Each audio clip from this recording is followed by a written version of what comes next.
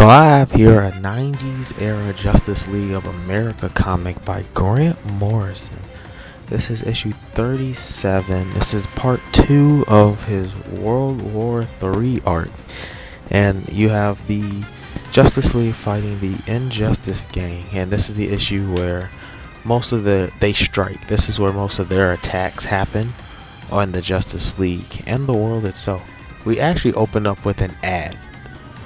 And the JLA watchtower on the moon is being blown to bits. Multiple explosions, sending the Huntress hurling through space.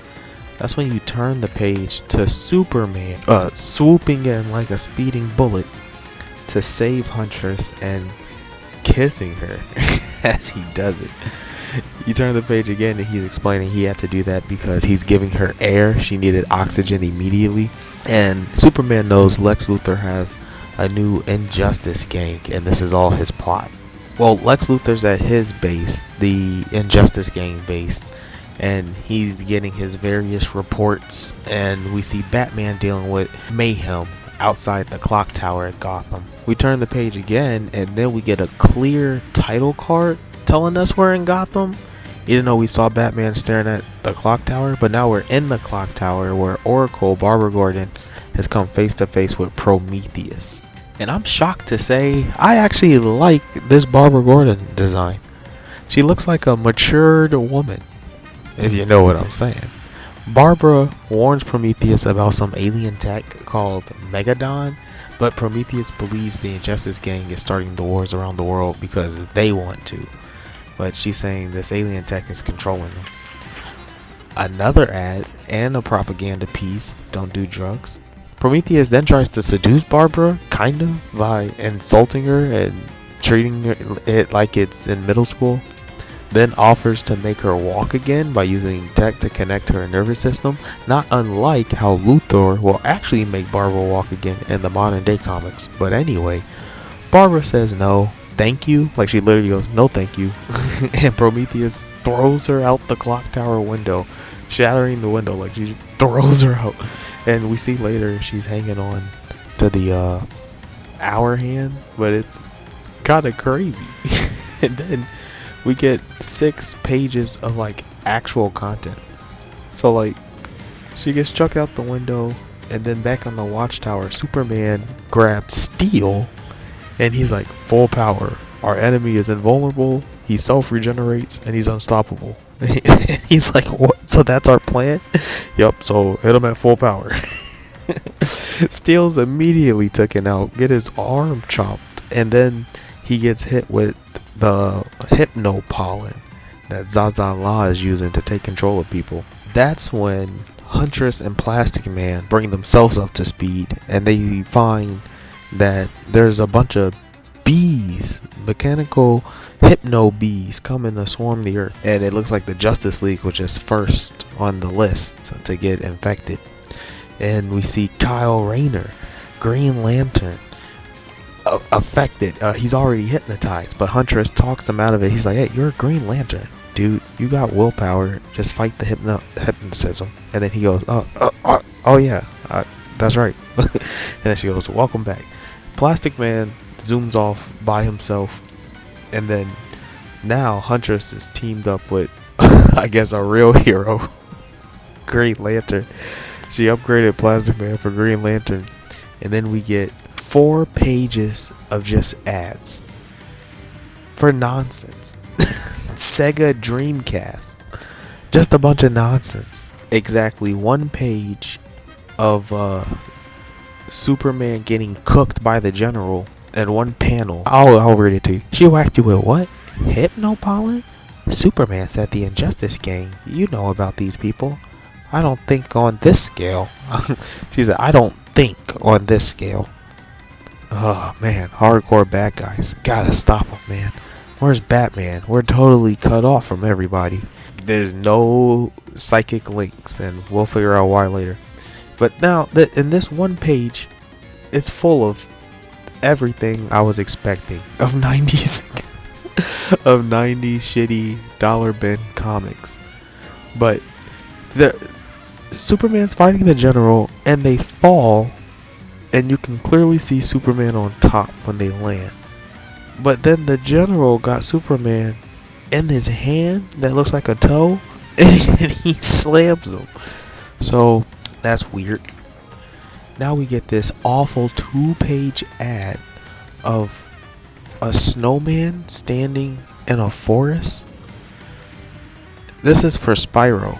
And now we get 2 pages of the comic I paid for. So we're back at the watchtower, and they came right, and Kyle was like, they came through the kitchen.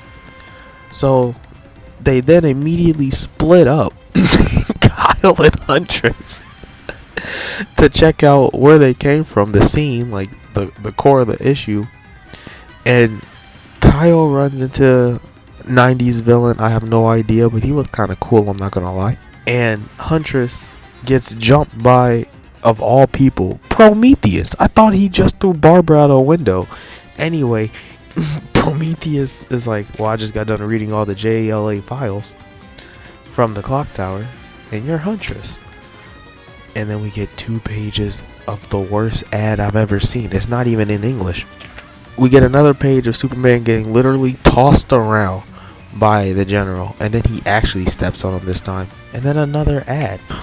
If you thought we were just gonna get one ad for a defunct store that went bankrupt years ago, we turned the page to another ad for a defunct website, Next Planet Over, I think. Should we go to this website? Should we go to this website to see what it's about? NextPlanetOver.com was an online destination for entertainment hobbyists focused on comic books, action figure, games, figures, and other related products. The website offered a lot, I think. That's funny.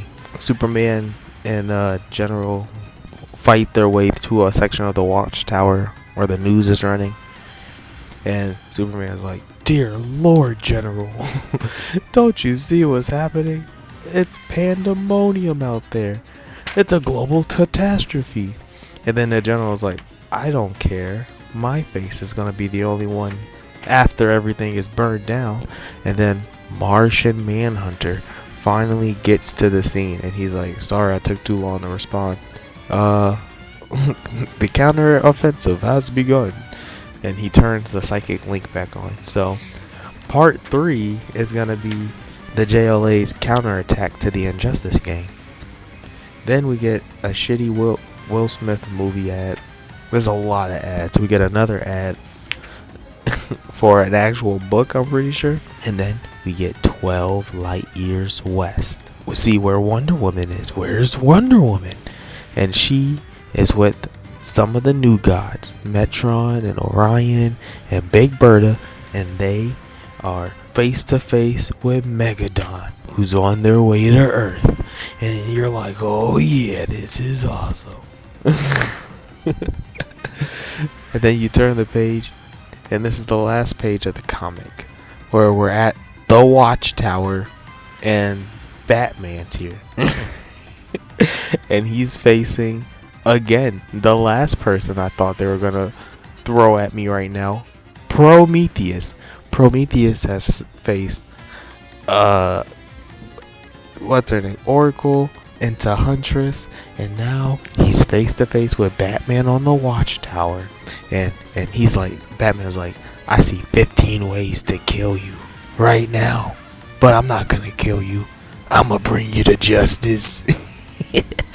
And Prometheus like, "I beat you senseless last time just to show you I could, and now I'm going to hamstring you, lobotomize you with an ice pick, and leave you drooling for the others to find.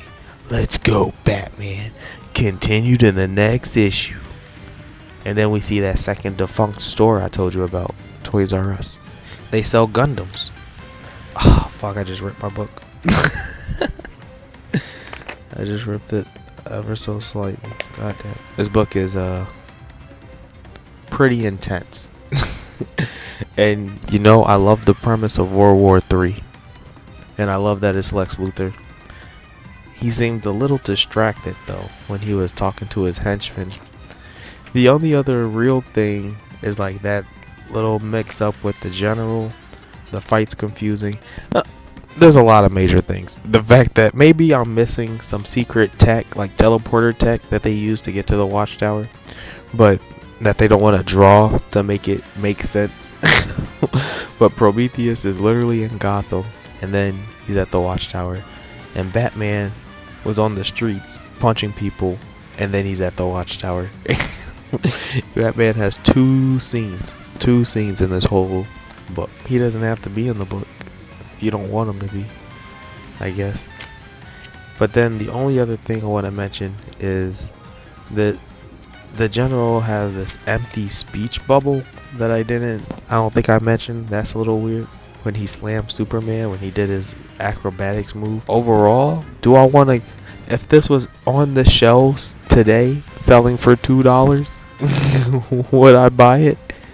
The answer, hell yeah. It's World War 3 Justice League. It hooked me on issue to part 2. It hooked me. So we're definitely gonna go to some other comic stores and see if they have any issues of Grant Morrison's JLA run. The little I read, I kind of like. I like the big stakes, the action, the use of Huntress, Plastic Man. Steel is in here, even though he gets brainwashed and his arm chopped off, his arm bitten off. My fault. And I like Zazala. I like her, and I like these villains that I never see. I don't know any of these guys. We're reaching the end of the gameplay now, so I can say thanks for listening. If you made it this far and I got a chuckle, I would like a like. If you want to talk with me, I stream on Twitch, and you should probably join the Discord. You can definitely catch me down there. Thanks for listening. I have more comic review readings coming, and more thoughts and videos on comic books. See you on the next one.